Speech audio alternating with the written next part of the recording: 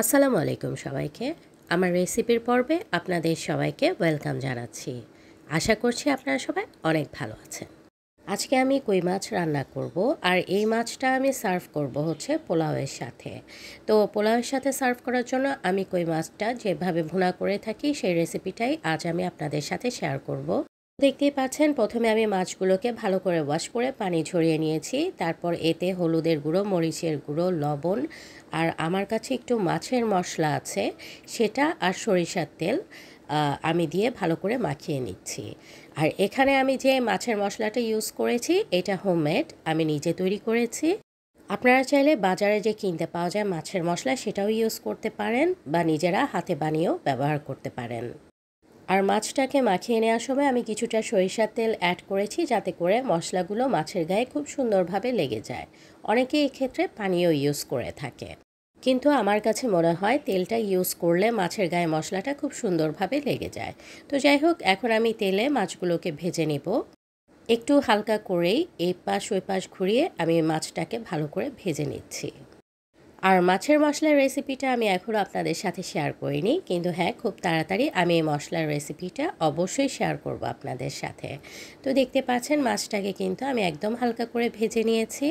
এখন দিয়ে দিলাম পরিমাণ মতো পেঁয়াজ। আপনারা আপনাদের পছন্দ মতো বাড়িয়ে কমিয়ে নিতে পারেন। আর আমি মাছ মাখিয়ে নেওয়ার পর যে মশলাগুলো ছিল সেখানে আমি পেঁয়াজটাকে একটু মাখিয়ে নিয়েছি।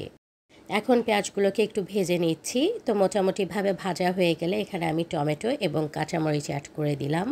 মাছ ভুনা করার সময় আমার আসলে টমেটোটা অ্যাড করতে খুবই ভালো লাগে, আমার এটা অনেক পছন্দ। তো আমি এখানে টমেটো দুবার ইউজ করব। তারপর আমি স্বাদ অনুযায়ী লবণ দিয়ে দিলাম আর কিছুটা পানি দিয়ে দিলাম, কারণ এখন আমি গুঁড়ো মশলাগুলো অ্যাড করব। তো দেখতেই পাচ্ছেন, প্রথমে আমি মরিচের গুঁড়ো দিয়ে দিলাম। আমি মরিচের গুঁড়ো দিয়েছি এখানে 1 চামচ পরিমাণ, আর হাফ চামচ পরিমাণ হলুদের গুঁড়ো অ্যাড করেছি।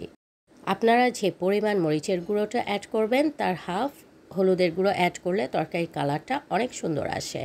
তো আমি এখানে সামান্য পরিমাণ ধনিয়া গুঁড়ো আর হাফ চামচ পরিমাণ জিরে গুঁড়ো অ্যাড করে এখন ভালো করে কষিয়ে নেব মশলাটাকে। এখন আমি দিয়ে দিলাম আমার সেই হোমমেড মাছের মশলা, একদম সামান্য পরিমাণ, কারণ এই মশলাটা পরিমাণে একটু কম ইউজ করতে হয়। এখন আমি একটু পানি দিয়ে কষিয়ে নেব। আমি 3 থেকে 4 মিনিটের মতো একটু ভালো করে কষিয়ে নিয়েছি। যখন তেল উপরে ভেসে উঠেছে তারপর আমি এখানে ভেজে রাখা মাছগুলো দিয়ে দিলাম।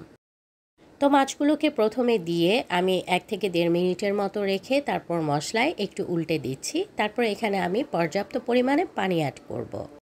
মাছগুলো উল্টে নেওয়া হয়ে গেছে, এ পর্যায়ে আমি পরিমাণ মতো পানি অ্যাড করে দিলাম। এখন আমি ঢাকনা দিয়ে ঢেকে দিব প্রায় 3 থেকে 4 মিনিটের জন্য। 3-4 মিনিট পর আমি ঢাকনাটা উঠিয়ে এখানে টমেটো দিয়ে দিলাম। তারপর আমি এখানে বেশ কিছুটা কাঁচামরিচ অ্যাড করে দিব, কারণ কাঁচামরিচের গন্ধটা কিন্তু খুব সুন্দরভাবে ছড়িয়ে যায়। তারপর আরও কিছুক্ষণ চুলায় রেখে দিলাম। তারপর যখন পানিটা কমে একদম মাখা মাখা হয়ে এসেছে তার উপরে আমি সামান্য পরিমাণ মাছের মশলা ছিটিয়ে দিলাম আর পেঁয়াজ বেরেস্তা ছিটিয়ে দিলাম। তো এই তো তৈরি হয়ে গেল আমার মজার কই মাছের ভুনা রেসিপি।